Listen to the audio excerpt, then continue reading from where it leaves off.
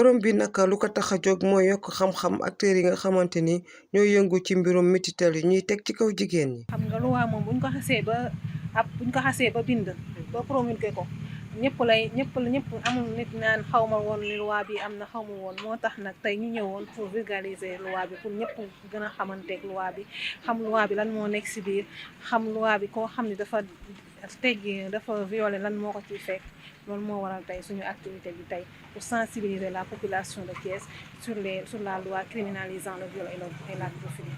moom ñëw na ci jéego yi nga xamante ni ñoom dañ koy teg ngir jàppale jigéen ñi ci bërëb yi nga xamante ni fa lañu mën a jooyante seen métit yi waaye tamit lu jëm ci prise en charge bi. li moyens yi ñu am rek tey jii benn mën nañu wax ni tey activité tey bi bokk na si parce que yamuñu ci activité de sensibilisation yi nga xam lii moom forum la mais avant forum bi à chaque fois dañuy organiser ay atelier de formation bu ñuy organiser atelier de formation la dañ koy organiser ci acteurs yi nga xam ne yëpp ñoom ñoo nekk autour ñi nga xam dañuy lutter contre la viol et la pédophilie acteurs yi nga xam ne yëpp ñoo siy contribuer pour la prévention ou bien même la prise en charge des victimes parce que xam ngeen ni victime de violence dafa soxla benn prise en charge. bi leen ndaje nag mën nañoo wax sax dafa tombé ak les 6 jours d'activisme maanaam fàttaliwaat nit ñi seen taxawaay ngir xeex bépp métit bi nga xamante ni war nañ ko mën a teg ci ndodd jigéen ñi. xam nga ñun boo xoolee ñun ñooy AJS association des juristes sénégalaises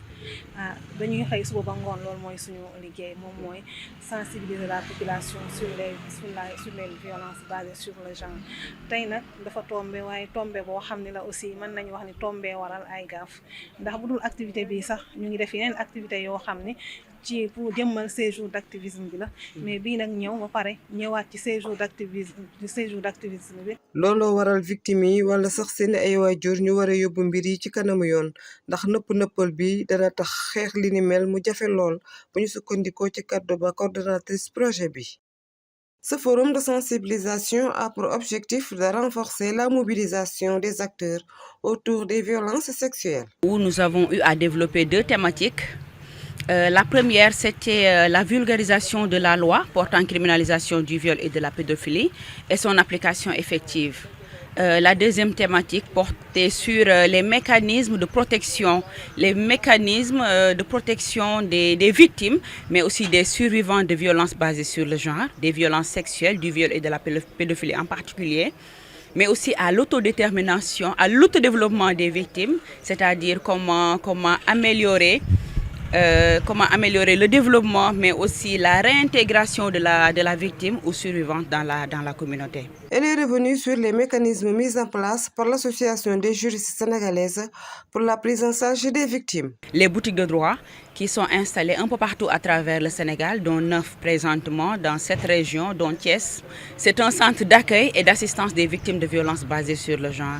Au sein de cette structure, c'est-à-dire le centre d'accueil, la victime peut être accueillie, orientée, assistée de façon juridique et judiciaire. Elle est prise en charge, elle peut bénéficier de l'assistance d'un avocat où les charges sont supportées par l'Association des juristes sénégalaise.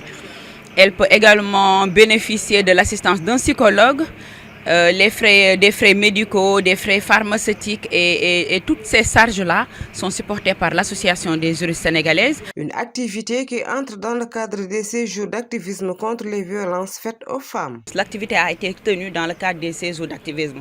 Mobiliser les acteurs qui interviennent dans la chaîne de prise en charge des victimes de violences basées sur le genre dans le cadre des séjours d'activisme où il est question cette année de riposter face aux violences basées sur le genre. Ce n'est pas du hasard, c'est vraiment bien calculé.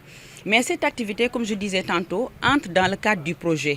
Il est question de tenir des forums. Les victimes ou parents des victimes doivent porter les affaires devant la justice et se défaire de la loi d'Omerta.